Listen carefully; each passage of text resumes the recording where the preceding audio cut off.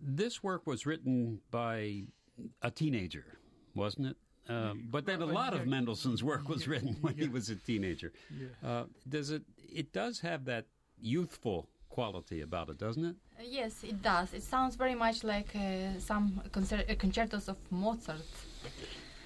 It reminds many concertos and many other pieces of Mozart, but it's much more romantic. Mm-hmm. We use more rubato. I'm sure that Mendelssohn knew his Mozart very well. Yeah. Well, but I also have to tell you that what attracts me in this concerto and generally in Mendelssohn is his mastery of the musical form. His craftsmanship of it quite amazing. For example, we rehearsed yesterday, and we just realized that one of the sections in the second movement is written in a micro sonata form.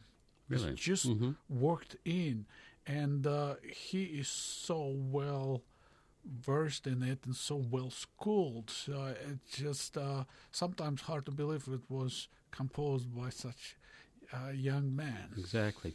And in that slow second movement, don't you play separately? The two parts play separately? Yes, we do play separately. Andrey starts this movement in the major key, and he plays his solo for a number of pages, and then I start in a minor key. And, I play for and then all together, yeah. And that tells you how good a musical designer he is. He's a real engineer.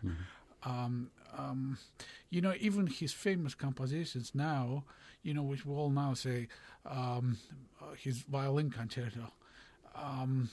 When I listen to it, all I enjoy now is the soundscape, which is so perfect. There's a perfect balance between solo instrument, woodwind section, string section.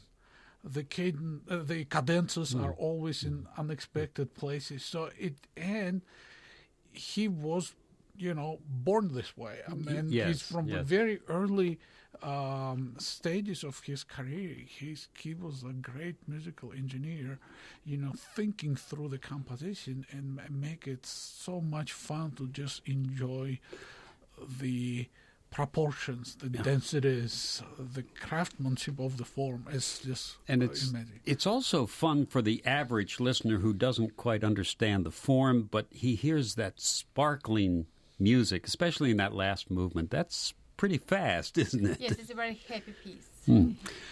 And, as always with great masters, there's one common thing about them. They can disguise the craftsmanship, and that answers your question. That people enjoy the sparkle and the happiness of the music, never even realize how much engineering went into it. And never realize how hard you're working. Right? Well, we shall see. Yeah, that's something to disguise as well. But that's just the tempo and the energy in that. It's a very demanding piece, isn't it? It is. It has a number of scales. We have to play a number of scales at the same time. We have to coordinate our timing. Right. We need to make sure that Andrey is not ahead of me or I'm not ahead of Andrey. And then you have to match up with the orchestra, too. Yes. Yeah. So, well, thank you for coming in. It's always a pleasure to talk with you and to hear your performances. Thank you very much, Thank Dwight. you very much. And thank you for everything you're doing for us and for the area. Just before we leave, a message from David Kunkel. He said that the season tickets are still available for special price if you call the Symphony box office at 671-8611, 671-8611. And our performance is part of the bicentennial celebration of Mendelssohn's birth. And so far, Symphonicity presented piano concerto in G minor, and also a very rarely played work by Mendelssohn, Wind Overture, which features instruments like double bass clarinet and contrabassoon. So a very interesting work, and David was attracted to the idea that the two piano concerto is not as well known as other works. Again, thank you, Dwight, and Thank you very much. and Thank we'll look you. forward to talking to you again soon. My Thank you. pleasure. Thank you.